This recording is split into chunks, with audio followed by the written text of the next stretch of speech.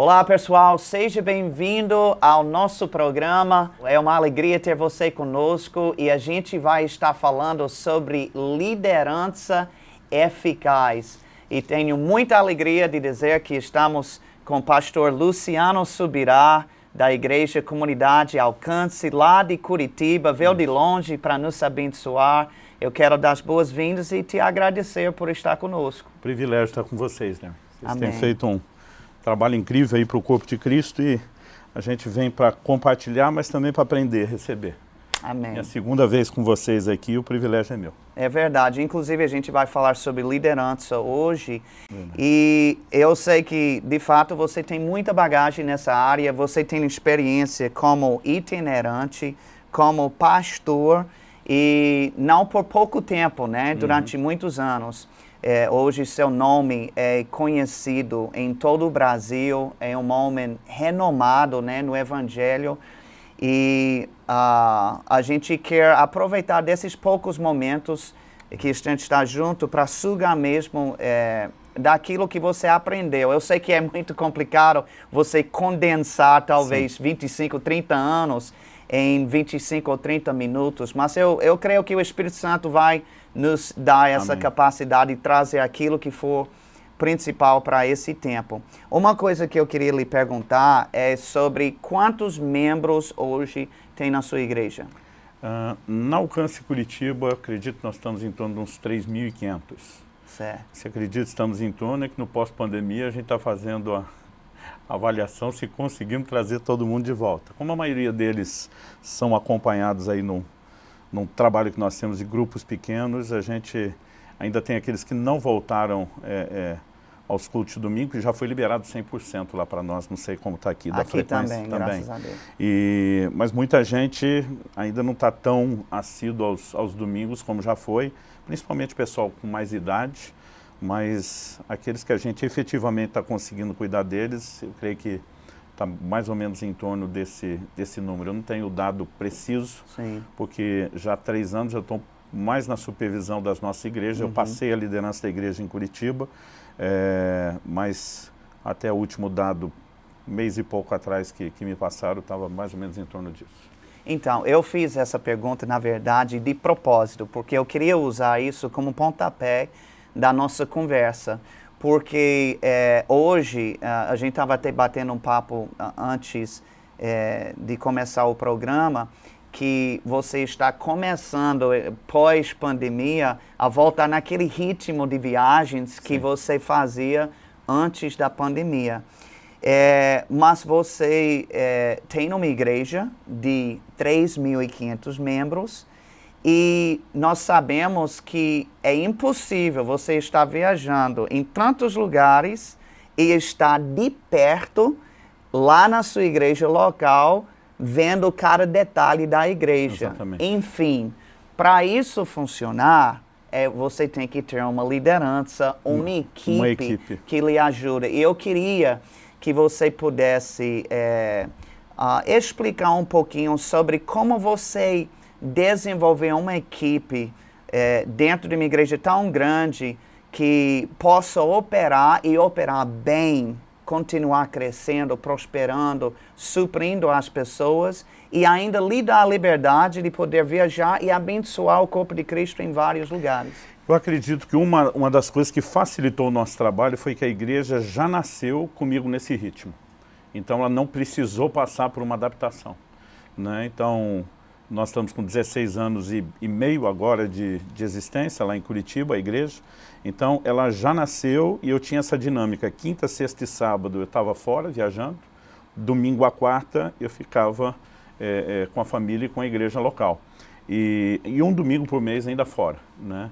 Essa foi a média durante a maior parte dos 17 anos, que foi o tempo até antes da pandemia, que eu viajei com bastante ritmo. Nos últimos anos, como eu estava numa transição, que é um assunto que eu quero abordar também, para levantar um pastor local, como eu disse, já há 3 anos eu estou mais supervisionando ele, apesar de ainda ser a minha igreja local, como eu supervisiono pastores de outras. Mas ter nascido assim, eu acho que já nos ajudou a ter um desenho onde aquilo fosse um processo natural. Eu descobri isso porque Curitiba já é a terceira igreja que eu planto, eu mesmo estando à frente. A gente foi enviando, multiplicando, mas eu estive envolvido no começo de 3 igrejas. Quando eu fui para Irati, no interior do Paraná, que foi a segunda igreja que eu plantei, a primeira das comunidades Alcance Nós, eu lembro de um dia um pastor amigo meu de fora que veio pregar e ele conhecia meu ministério itinerante. E ele perguntou para um novo convertido da igreja, ele falou assim, vocês não estranham tanto que o pastor de vocês viaja? E o novo convertido respondeu, e tem pastor que não viaja? Tipo assim, ele não conhecia outra coisa, ele se converteu, ele conhecia aquele modelo, né? 90 e tantos %, eu acho que até hoje da igreja, foram pessoas que nós ganhamos para Jesus, então eles não tinham comparação e para eles era normal. Então foi lá em Irati, antes de ir a Curitiba, que eu percebi que a gente poderia criar uma cultura. Então, o que eu fiz? De domingo a quarta, eu estava muito presente na vida da igreja. De quinta a sábado, eu acompanhava mais à distância. Né? Então, assim, todas as nossas reuniões, eu coloquei o treinamento de liderança na terça-feira, a nossa escola bíblica na segunda-feira, né? Minha supervisão nos grupos pequenos, ela acontecia na quarta, então as reuniões durante o dia, eu estava muito presente. Então, as pessoas só sabiam que quinta a sábado eu estava fora, porque eu contava. Depois veio a rede social, né? Aí a minha própria mãe dizia, agora eu sei onde você está o tempo todo. Né? Mas no início, a maioria nem ficava sabendo. Às vezes, né, alguém dizia, mas pastor, alguém falou que o senhor estava pregando ontem à noite em Manaus. Eu dizia assim, eu virava, né, de sábado para domingo, a madrugada dentro dos aviões, para conseguir pregar nos cultos domingo. Era sempre um pouco desgastante.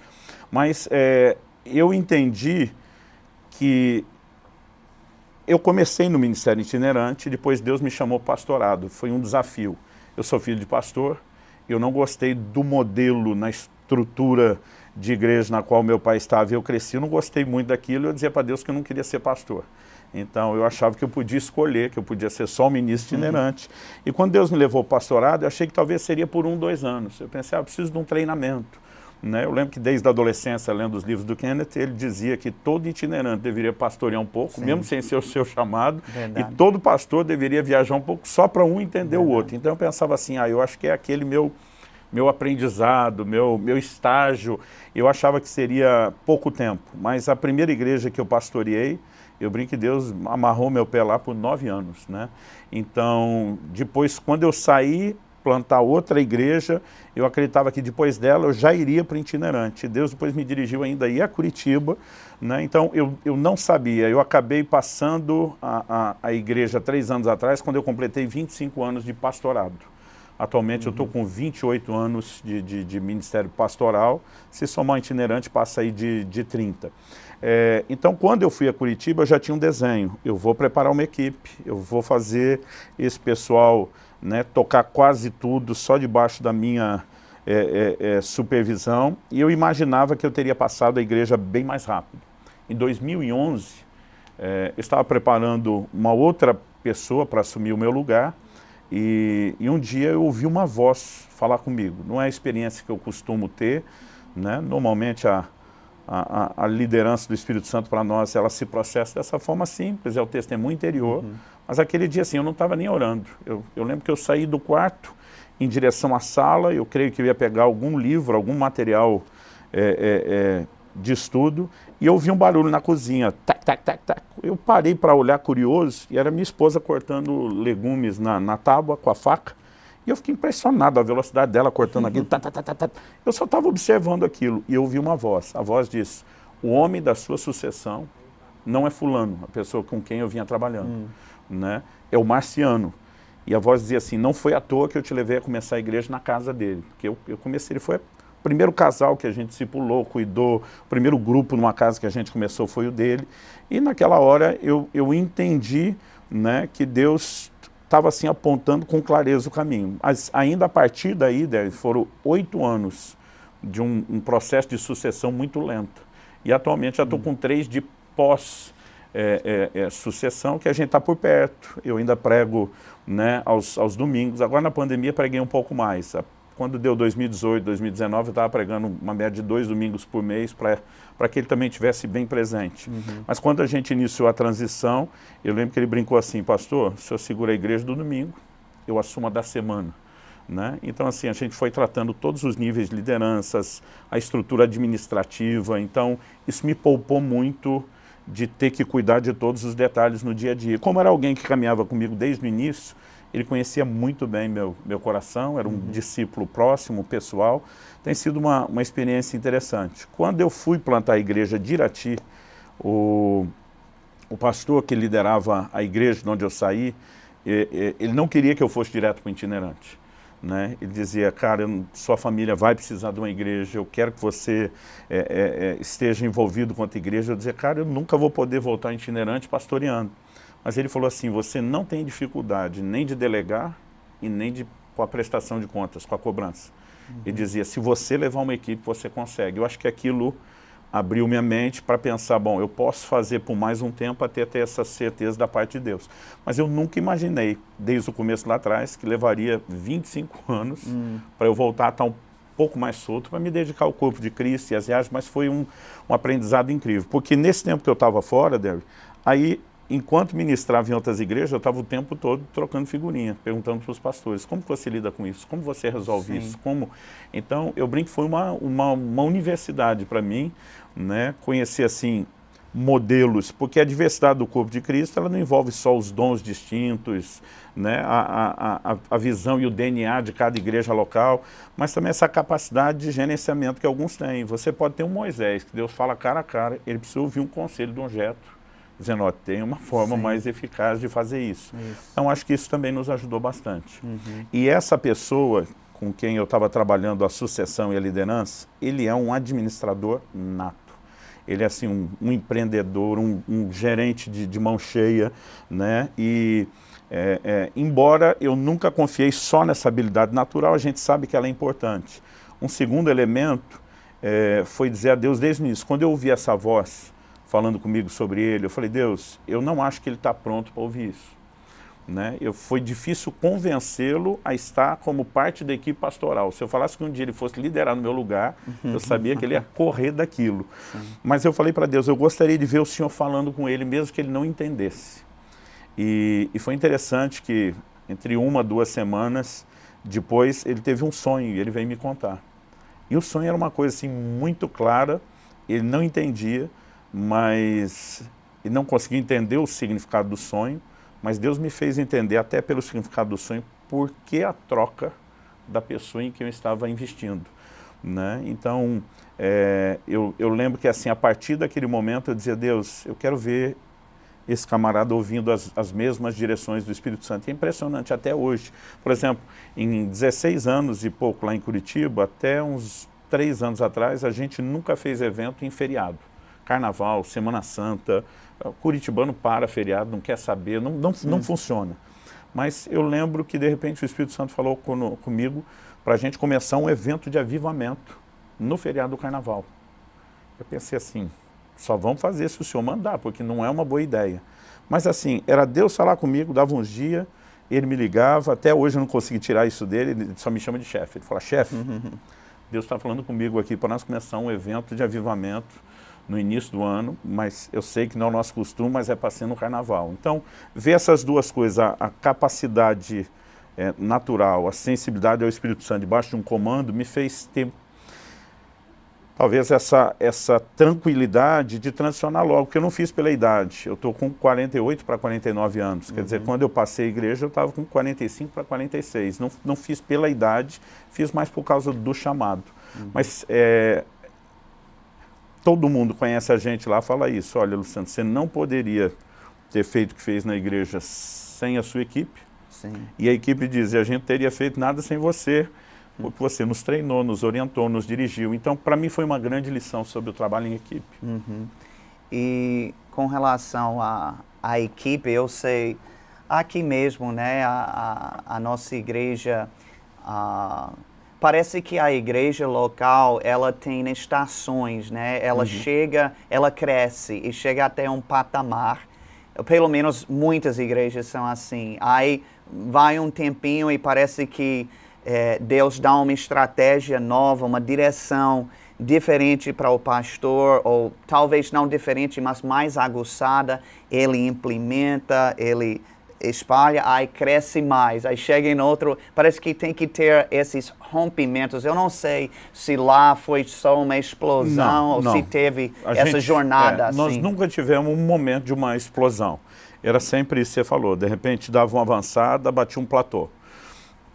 A gente procurava muito ouvir Deus, por isso que eu creio que por mais que a gente tenha que trocar figurinha, ouvir outros, a chave está em ouvir Deus. Né? Porque assim, tem gente que vê uma fórmula funcionando em outro lugar, mas eles estão debaixo de uma direção de Deus, não quer dizer que aquilo é para todo mundo. A gente faz muita distinção entre princípio e modelo. Né? Então assim, princípio é aquilo que é bíblico, é para todo mundo em qualquer lugar. Modelo é a forma de fazer isso. Né? Então, por exemplo, vamos nos reunir para congregar para adorar a Deus, todo mundo faz, mas tem igrejas que adoram de uma forma, tem igrejas que têm um outro estilo, e aí só são modelos para executar o mesmo princípio. E acho que às vezes líderes se confundem, eles veem uma igreja bem-sucedida, eles querem copiar um modelo. Né? E nem sempre aquilo necessariamente precisa. Para mim, eu acho que a chave do que você falou é João 15. A Bíblia diz que o ramo que dá fruto, ele limpa, o que não dá fruto, corta. Mas aquele que não dá fruto, não quer dizer que nunca deu fruto. Às vezes, durante um tempo, deu fruto. Né? Então, por exemplo, nós já tivemos ministérios que durante o tempo foram muito importantes e depois a gente entendeu, isso não faz mais sentido para a nova estação. Corta o ramo fora e vida que segue. Então, eu acho que... E eu vejo isso em todo lugar, o que você está falando, é uma constatação assim, em todo lugar. Né? Tem gente que diz, não, agora nós estamos na época da frutificação, depois é a consolidação. Eles tentam dar nomes, mas eu acho que Deus já procura deixar que a coisa se conduza de uma maneira que a gente tenha que viver na dependência dele. Né? Porque não há uma forma de gerenciar isso só humana. Então, por exemplo, eu lembro de uma época quando nós estávamos protelando muito o final dessa transição. E Deus falou comigo, enquanto vocês não fecharem esse ciclo, não vão romper. E quando a gente fechou aquilo, aconteceu. Né? Teve épocas onde, por exemplo, a gente precisava cuidar de detalhes da nossa estrutura e a gente estava... Não era uma atitude deliberada, negligência, mas assim, está tudo tão corrido que a gente não priorizava aquilo. E eu lembro que nós passamos um ano inteiro sem nenhum crescimento significativo. E um dia eu estava orando e eu acordei com uma certeza. Enquanto vocês não arrumar isso, não vão para o próximo nível. E tem coisas que eu não sei explicar, mas, por exemplo, quando Deus fala para Abraão, sai da tua terra, da tua parentela, vai para o lugar que eu te mostrarei. Abraão deixou quase todo mundo, mas levou Ló. Enquanto ele não separou de Ló, Deus não falou com ele de novo. Né? Para mim é como se Deus falasse assim, ei, se você não andou nem no que eu dei, por que é que eu vou dar mais? Né? E aí nós paramos, vamos arrumar isso. E foi impressionante, foi um negócio quase da noite para o dia. Quando nós arrumamos aquela estrutura, a igreja voltou a crescer. Então, talvez tenha vários elementos aí que possam estar juntos, mas para a gente tem sido interessante, porque por mais que a gente tenha aí toda essa bagagem, toda hora quando eu estou com pastores, eles dizem, cara, o que eu faço? Eu digo, olha, pela experiência, eu iria por aqui, mas não quer dizer que nesse momento para você seja isso. Né? Então, outro dia alguém falou, mas pastor, é meio complicado esse negócio de ter um processo personalizado para cada um. Eu digo, é mais emocionante, porque talvez seria um TED se fosse tudo a mesma coisa. Eu acho que talvez Deus já tenha feito as coisas de uma maneira que a gente tenha que depender dele sempre. Mas, voltando a falar na questão de equipe, eu acho que também a gente não pode espiritualizar tudo. Se, em primeiro lugar, é essencial ter a direção de Deus e contar com recursos espirituais, sobrenaturais, porque a igreja não cresce sem graça, não cresce sem unção, não cresce sem a manifestação do poder de Deus. Por outro lado, existe algo na igreja que envolve o aspecto natural. Então, acho que a igreja, às vezes, se divide. Tem aqueles grupos que tratam a igreja quase como se fosse uma empresa. Dá para dar um certificado ISO 9000, não sei quanto, porque os caras são bons nisso. Mas, às vezes, vazio daquela presença, né, ou uma ação mais forte de Deus do sobrenatural. Agora, tem outros que têm o sobrenatural. Eu brinco que os anjos nada de braçada, de costa, em todo culto e reunião. Mas, às vezes, eles não têm o mínimo da estrutura. E o que eu percebi? Os dois grupos têm perdas. Eu tenho conhecido igrejas assim que eu digo, gente, como uma igreja com tanta manifestação do poder de Deus não cresce? Mas é uma coisa que me fez ficar muito pensativo nesses 30 anos de ministério, olhando a nossa estrutura e as outras, Darren, quando Jesus fala sobre a videira em João 15. Ele, de todas as árvores que ele podia poderia citar, ele escolheu uma que, embora a árvore seja um organismo, ela depende de uma estrutura. A videira, se ela não tiver o apoio para os ramos, né, e os ramos tocarem direto no chão, eles necrosam, morrem, ela não frutifica, ela não cresce. Eu lembro que eu cresci numa casa e a casa do vizinho tinha a gente chamava a parreira, né, ou a videira de um pé de uva. Em São Paulo, eu não sei aqui, mas São Paulo, onde me criei, toda árvore é pé de alguma coisa. A goiabeira é pé de goiaba, sim. Laranjeira pé de laranja. Então a gente olhava para aquele pé de uva, aquela parreira, e ela era uma coisa assim, ela era pequena, os ramos desciam, porque não tinha estrutura nenhuma, a parte que encostava no chão já necrosava, ela dava uva uma vez por ano, umas uvas pequenininha, amarga, azeda, né? E eu pensava assim, nossa, como que isso é tão ruim? Depois, com o tempo, eu entendi, né, que se de fato você não cria uma estrutura, se você não cuida, se você não aduba, você também limita. E eu acho muito interessante Jesus ter falado de um organismo que também depende de uma organização. Então, quando as pessoas me perguntam, e aí, a igreja é organismo ou organização? Eu digo os dois. Né? Então, você vê em Atos 6, eles estão crescendo, mas começaram a ter problemas. Né? Não conseguia atender todo mundo. Tem que parar, tem que criar uma estrutura, tem que arrumar aquilo. Depois disso, a Bíblia diz que eles voltam a crescer. Moisés com Jetro, que a gente citou, né? Sim. O Jetro olha e diz, cara, você vai matar você e o povo desse jeito. Né? Então, um pastor, por exemplo, quando ele está sozinho, não tem equipe, ou não desenvolve, não amplia a equipe, eles vão ter sobrecarga, a igreja vai chegar a um platô, não vai conseguir avançar e crescer. Então, isso para nós sempre foi um fato. A gente tem que terceirizar o ministério na mão de todos os leigos. Né? Para nós, a consciência dos ministérios de Efésios 4 é que eles equipam os santos para que os santos realizem a obra do ministério. Então, a gente pensar que nós vamos fazer... O Paraná tem um slogan lá que é muito antigo, principalmente as pessoas se destacam, eles usam a expressão, gente que faz. Aí, o tempo todo na nossa igreja, eu digo, olha, nós não somos gente que faz, nós somos gente que faz os outros fazerem. Né? Então, essa é a visão. Então, hoje a gente tem as grandes reuniões, mas a gente também tem as pequenas reuniões nas casas. Por quê? O que Paulo diz lá em 1 Coríntios 14, 26, quando vos reunis, não tem salmo, tem doutrina, tem revelação, língua, interpretação, é impossível isso, uma celebração como a de domingo, todo mundo participar com alguma coisa. Então a gente pensou, como nós podemos participar disso? E a gente entendeu, nós precisamos ter outro tipo de reunião. Então, por exemplo, a maior ênfase da operação dos dons na vida dos cristãos, dos santos, para nós está nos grupos pequenos. Né? Quando termina, vamos ter um tempo de orar, ministrar uns aos outros, cada um usar o que Deus deu. Então, eu acho que essa cultura, a gente criou uma cultura de treinamento contínuo, discipulado, multiplicação de líderes. Toda hora o líder de um grupo pequeno está treinando um ou mais. Isso eu creio que nos ajuda a expandir. Mas esse equilíbrio das duas coisas. Nesse momento, tanto eu como o Marciano, que é o pastor que assumiu, nós estamos sentindo uma necessidade muito forte de levar o povo a um lugar um pouquinho mais profundo de oração. A gente sentiu que a gente bateu muito nos últimos anos, por direção de Deus mesmo, em organizar bem a estrutura, e que agora nós estamos precisando de mais seiva no organismo mesmo. Então, assim, a gente entendeu que essa próxima estação, o rompimento não vai vir sem isso. Mas, embora a oração seja parte contínua, acho que tem épocas que a gente precisa avançar um pouquinho mais. E vice-versa. Bom, estou empolgado, estou falando muito. Enquanto você falava sobre as estratégias para cada igreja diferente, eu lembrei de Apocalipse, né? As 7 cartas que foram escritas para 7 igrejas lá na Ásia. E para cada igreja, a Bíblia diz que o Espírito do Senhor diz às igrejas, né? Tinha uma mensagem que obviamente aplicava a qualquer igreja, mas aquela mensagem para aquela igreja era específica para ela. E a sensibilidade de a gente perceber o que é que Deus está falando conosco, né, para esse tempo, esse momento, realmente é importante. Eu sei que a nossa igreja, se tem uma coisa que eu tenho percebido, obviamente eu já sabia, mas hoje, assim, ficou bem estampado para mim, é que para a gente avançar, a nossa igreja já tem mais de 1.000 membros, e tem coisas que eu simplesmente não posso fazer mais, né? Exatamente. Ou eu posso até tentar, mas eu não vou ser bem sucedido, né? Eu vou ficar frustrado, vou ficar cansado e não vai dar certo. Então, eu nunca vi tão claro a necessidade de uma equipe como hoje eu vejo, né? E essa equipe também não simplesmente aparece, é uma equipe que tem que ser desenvolvida, levantada.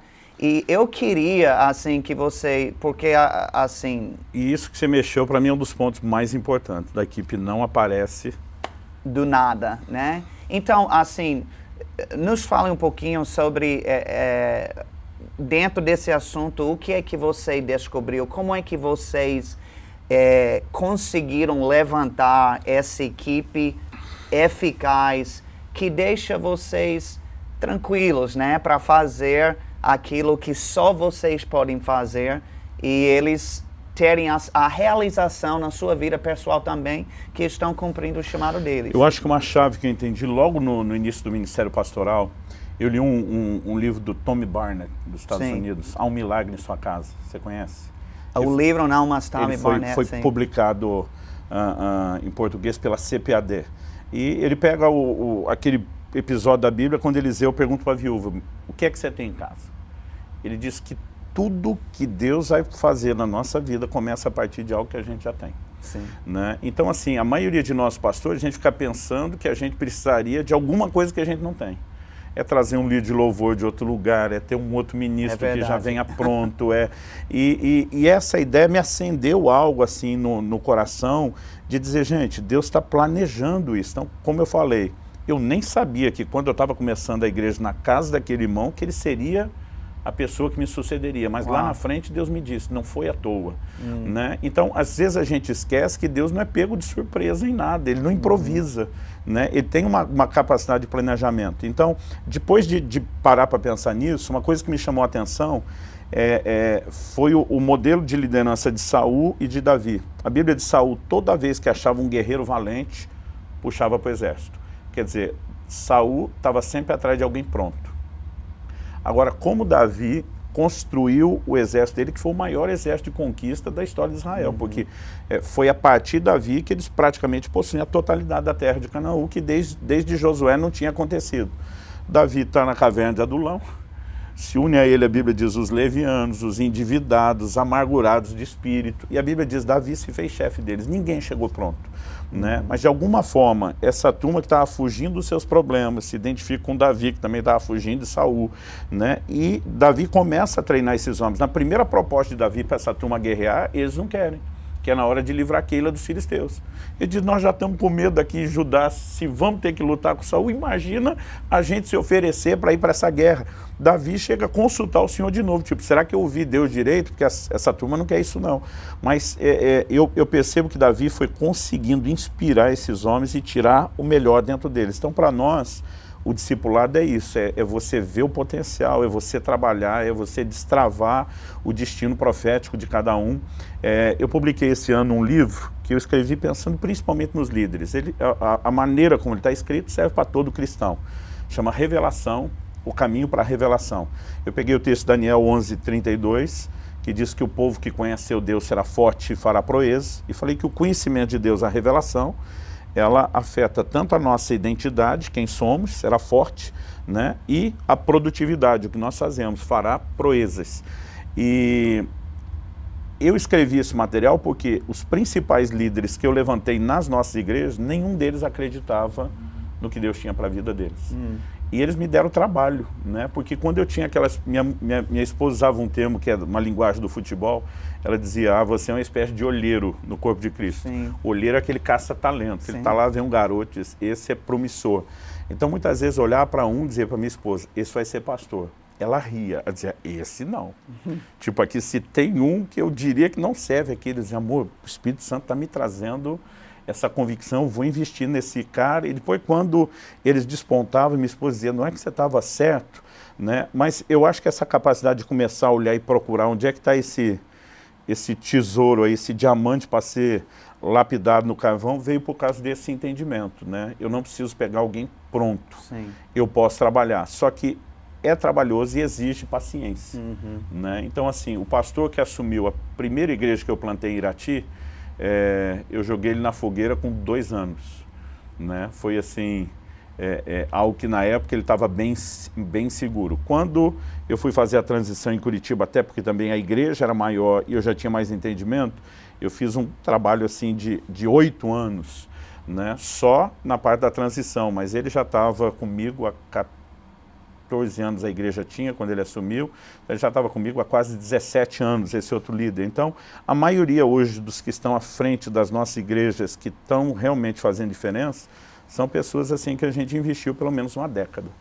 Né? Então, assim, não é da noite para o dia, mas o fruto depois é exponencial. E a dedicatória que eu fiz nesse livro da Revelação, eu fiz para os pastores que assumiram o meu lugar nas outras 2 últimas igrejas que eu pastoreei, porque era gente assim, eles não acreditavam no que eles podiam ser ou fazer.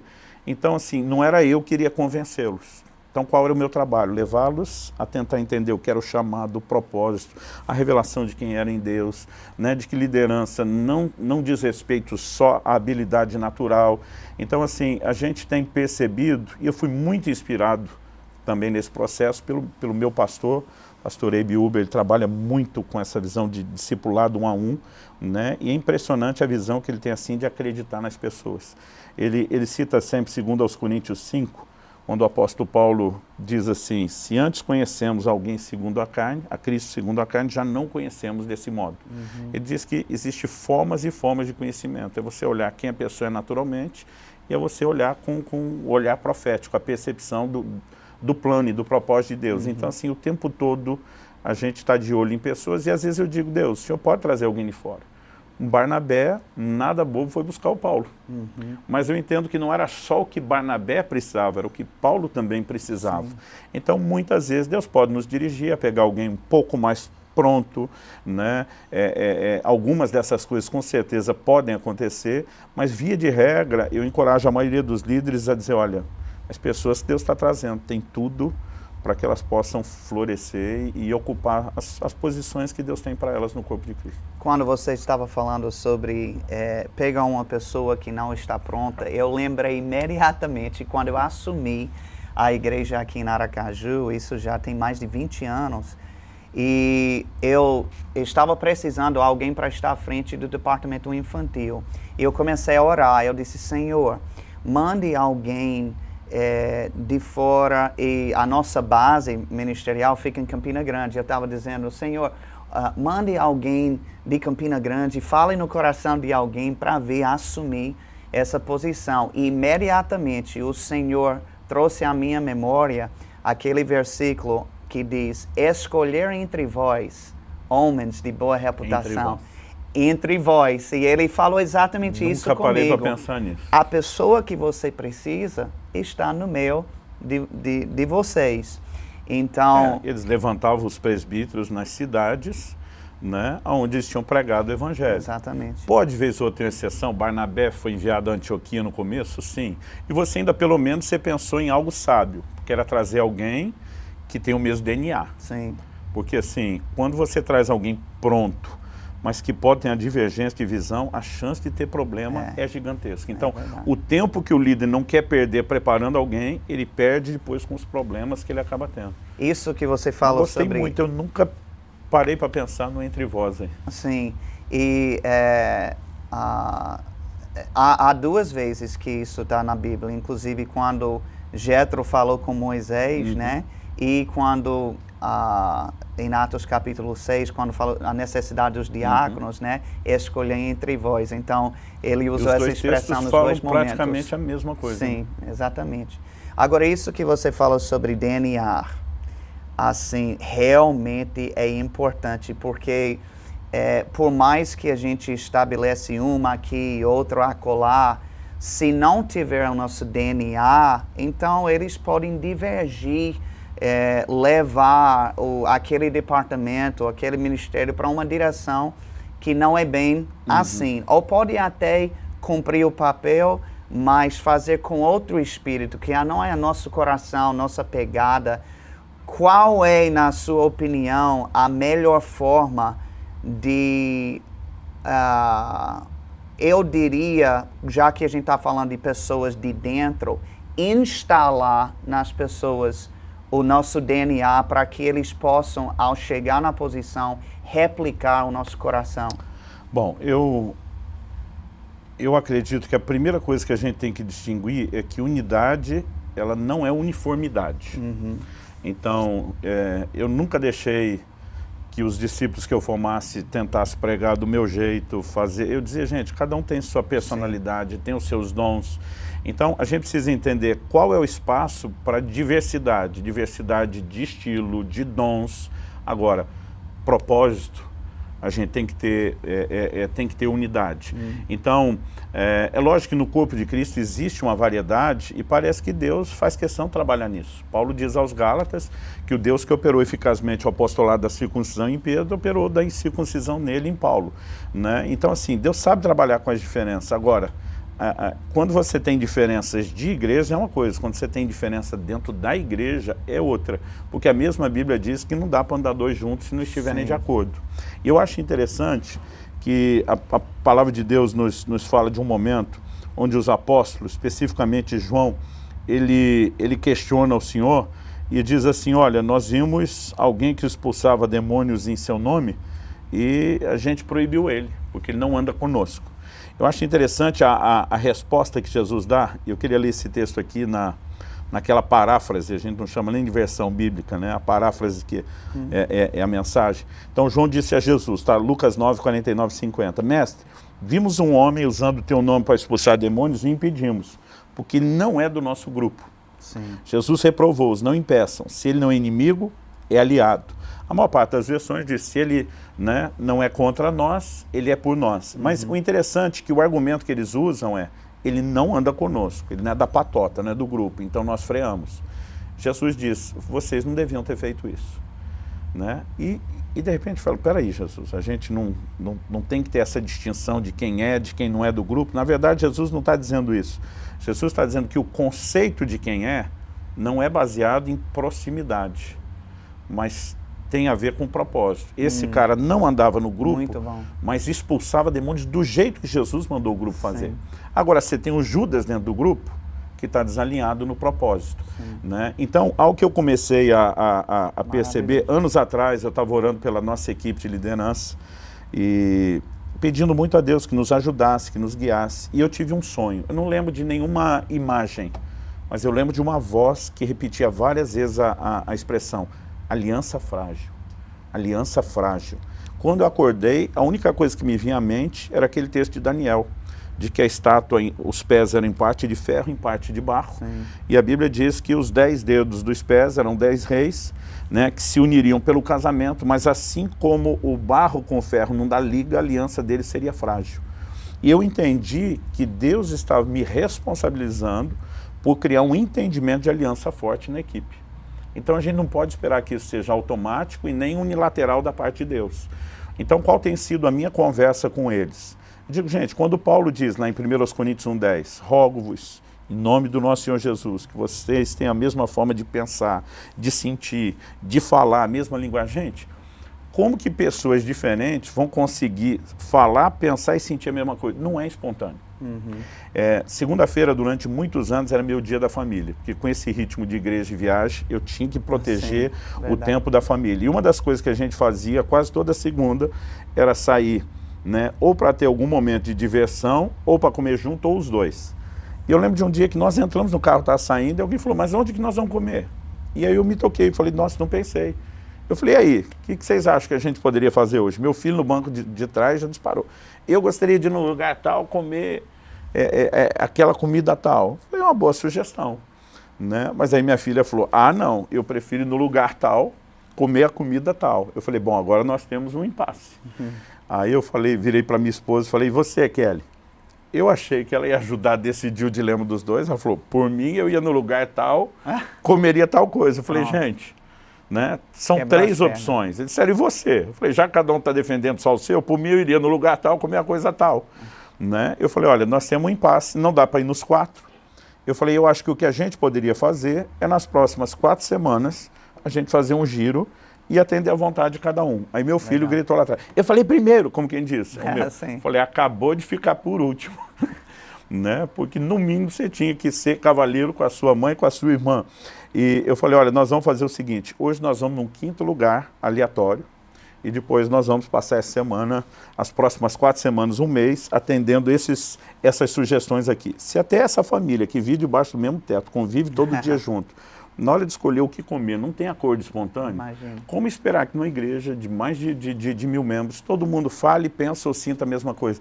Então, um dia me ocorreu, eu falei, isso nunca vai acontecer de forma espontânea. E aí eu comecei a entender a importância de liderança. Se liderança, por um lado, não é, como Pedro diz lá em 1 de Pedro 5,3, ser dominador do povo, porque a gente não pode confundir autoridade com autoritarismo. Por outro, eu acho que a nossa geração moderna, o pessoal está ficando frouxo demais e democrático demais. Uma tentativa de agradar todo mundo nunca vai funcionar com gente diferente. Deus começou a me fazer entender que a única forma de todo mundo pensar, sentir e falar a mesma coisa é quando o líder estabelece qual é a linguagem, estabelece qual é o sentimento, estabelece qual é o pensamento. Né? Então, por exemplo, nenhum dos meus filhos podia namorar antes dos 18 anos. Um dia eu deixei escapar isso numa ministração sobre família na igreja. E na hora eu falei, gente, isso não é regra da igreja, é regra da minha casa. Aí um irmão depois veio tirar satisfação comigo. Onde é que está na Bíblia que tem idade para começar a namorar? Eu falei, onde é que está na Bíblia que tem idade para o filho chegar em casa e eu sei que você exige que o seu chegue às 10? Aí ele engoliu seco, tipo assim, você está me cobrando uma coisa que você não faz? A Bíblia manda obedecer os pais. Se fosse para obedecer só a Deus o que está escrito, não precisava obedecer os pais. Isso significa que cada pai pode ter regra diferente.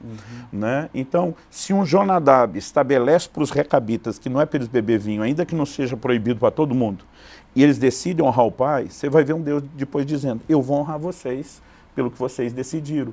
Então, assim, o que ele pediu era diferente. Não era totalmente insensato. Deus, de alguma forma, aprovou a atitude dele, a dos filhos, de honrar. Então, a gente precisa entender essa dinâmica. Então, quando eu era criança, muitas vezes a gente queria mudar a regra da casa, porque em outras casas era diferente.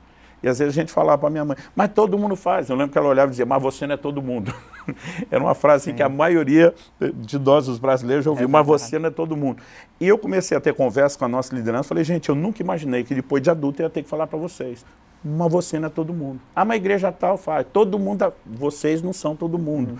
Né? Então, é lógico que você precisa ter um tom calibrado que demonstre amor, respeito, que comunique razões, mas a gente começou a perceber também que não é só cada um chegar e dizer, entrei numa democracia. A gente diz, essa regra tem casas. A diversidade diz respeito aos dons, diz respeito ao estilo de ser, né, mas propósito é inegociável. E, normalmente, eu digo, se você tem uma visão diferente, não vou dizer que ela não é de Deus, mas provavelmente você não está no lugar onde Deus quer, porque nos deu outra visão. Então, quando a gente começou a ser um pouquinho mais incisivo nisso, tanto que, assim, eu já liberei alguns pastores para que eles deixassem de usar o nome do nosso ministério, e partiu de mim. Porque eu percebia que eles tinham de Deus um DNA diferente. Eu também dizia, eu não quero matar o que você recebeu de Deus, em nome de você fazer do meu jeito. Mas se você vai ser uma das nossas igrejas, você não pode fazer diferente. Então, às vezes, eu chegava e dizia, eu só vejo essa opção. Nós não vamos desligar, nós não vamos perder o relacionamento, mas eu não quero mudar o que você tem e não vou deixar você mudar o que eu tenho. Né? Então, eu acho que isso também nos ajudou bastante. Então, o líder não pode só esperar que isso venha espontâneo, ficar orando para Deus mudar o coração. Às vezes, nós temos que chegar lá e dizer, olha, funciona assim. Né? Para muita gente, Paulo foi um carrasco, foi duro demais quando não deixou João Marcos ir na segunda viagem missionária. Mas se você pensar bem, a igreja ficou do lado de Paulo e Silas. Quem saiu com João Marcos foi Barnabé, né? E Paulo não descartou ele. Lá na frente ele diz, me é útil. Ele diz, mas não agiu certo na primeira, não vai ser escalado na segunda enquanto não demonstrar responsabilidade. Então, eu acho que tem questões. Uma vez eu estava hospedado na casa de um pastor, que ele era um membro da equipe, e ele estava indignado. Ele falou, cara, meu pastor exige que todos nós levantemos às 5 horas da manhã para orar com ele na igreja. Eu falei, isso não é bíblico. Eu falei, claro que é. Não é bíblico exigir de todo mundo, mas um pai estabelecer regra para casa para os seus filhos, é bíblico sim, senhor. Né? Então, ele de repente ficou assim, eu falei, ó, você tem regras para os seus filhos que eu não tenho na minha casa. Né? São coisas que envolvem o bom senso de um líder. O cara é um homem de oração. Falei, o que eu queria era ver todo pastor mobilizando seu povo a orar. Você vai reclamar disso? Ele falou, poxa, é mesmo. Mas às vezes falta a gente apertar esses parafusos. Maravilhoso, viu? Amei demais. Infelizmente, a gente vai ter que encerrar. É verdade, o tempo passou rápido. Por aqui, mas eu quero te agradecer. Foi bom demais. Eu falo por mim, né? Eu recebi bastante pessoalmente, creio que isso vai me ajudar, inclusive, na minha administração, na minha liderança da igreja, e com certeza quem está nos acompanhando vai ser muito abençoado. Então, muito obrigado, pastor Luciano. Amém. Desejo muito sucesso também para esses próximos anos no seu ministério. E você que está nos acompanhando, muito obrigado também por estar junto conosco. Eu quero, inclusive, incentivar você a compartilhar esses vídeos, essas mensagens com outras pessoas, para que muita gente possa receber essa fonte de graça, de revelação que Deus está transmitindo, tá bom? E eu quero que você esteja conosco no nosso próximo episódio, tá bom? Um grande abraço para você e até a próxima. Amém.